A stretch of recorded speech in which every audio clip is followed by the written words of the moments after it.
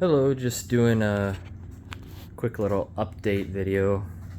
It's the first time doing it at night, but I had some spare time, so what the heck. So, yeah, as you can see, what's different from the previous videos, I just got the new wheels and tires on. It's 15 by 8 Bassett, just IMCA modified wheels basically. 15 by 8. 3 inches of back spacing, fit pretty well. It's exactly what I had on the car before, all those years ago, what I would race on, and same tire size as before, 275, 50, R15. Almost the same tire as before. It's the Nitto 555R, but this one's the R2 because the R2 didn't exist back when I raced this car before. But these are going to be even better than before because the tires I used, the first generation of this tire was, well, it was more a drag radial, so it did okay in the corners, but these are an autocross tire now according to Nitto, so these should do even better in the corners than before. So that'll be nice. Yeah, and I did that. I think I covered this in one of the previous videos, but maybe not. But anyways, I did get the floors done. Can't really see it that well in the dark, but yeah, floors are all done. No more rust in there. Got my racing seat in there. It's Ultra Shield is the brand, but it's basically a Kirky seat.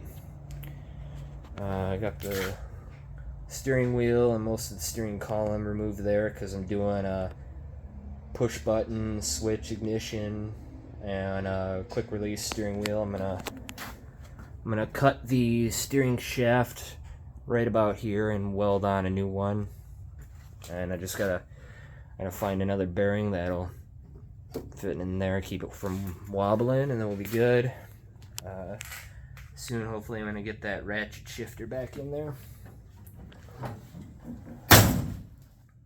And yeah, I got the car on the scales, a couple weeks ago.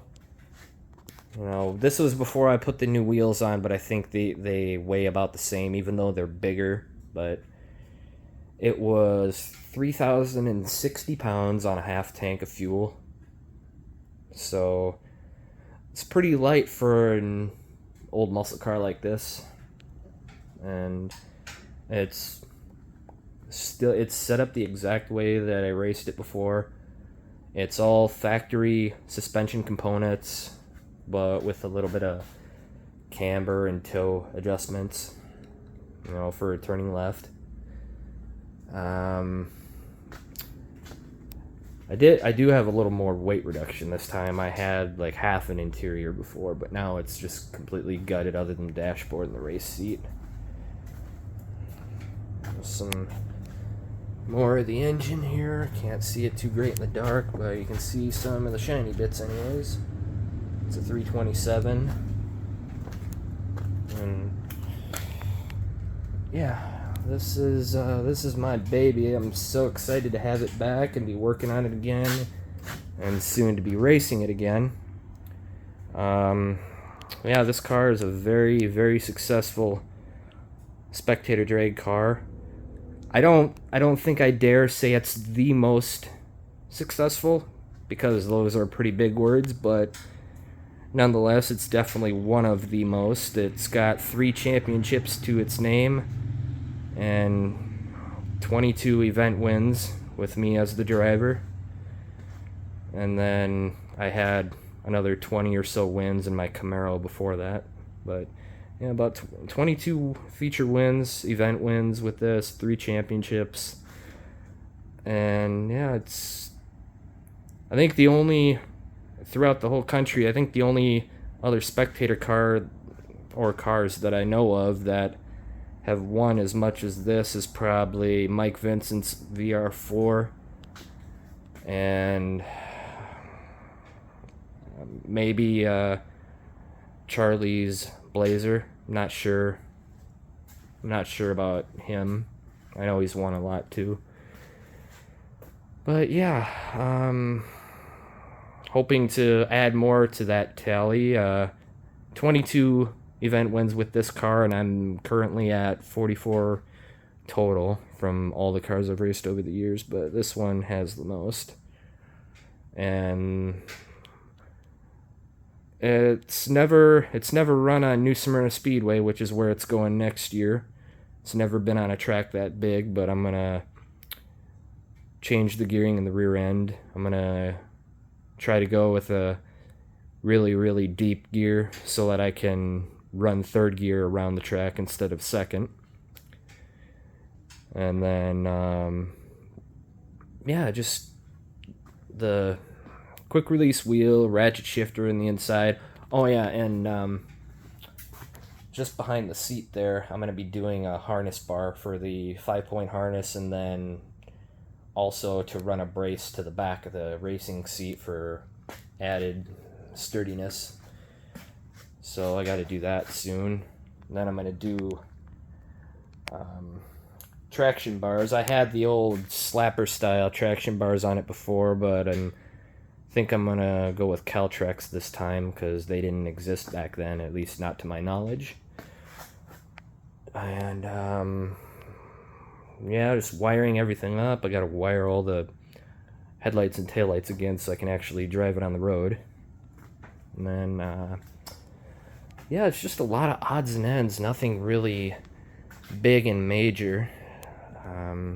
It's finally off the jack stands, as you can see, for the first time in about a month. It's able to move around, so that's nice. It makes things a little easier. But yeah, that's where we're at right now. I'm kind of up in the air on what the exact next thing I'm going to do, but I'm probably going to do the quick release steering wheel next so that I can move the car around and steer it without using a vice grip. And then probably that harness bar, because both of those are pretty simple, a little bit of welding, not much to do there. And then yeah, that'll probably be in the next video. Whenever I do that, I'm probably going to order some stuff either this weekend or the next weekend. But yeah, that's where we're at now. Car is coming along a lot faster than I thought it would, so I'm definitely going to have it ready for next season. Sometimes New Smyrna starts the season for the spectator races, sometimes in January, I think this year was in March, but I'm planning on having it ready by March, April, so I might miss an event or two if they decide to start in January, but it'll be ready soon enough, and I'll hopefully kick some ass and get a couple wins. I'm not going to, if I end up being really successful next year, I'm not going to race every event. If I win one, then I'm going to skip the next one, you know, because I don't want, when I race this car up in Minnesota, I had people complaining that I was winning too much. So if that happens again, I'm not saying it will, but if it did, then I'm just kind of go every other event and go from there. But yeah, that's where we're at now, and see you in the next video. Catch you later.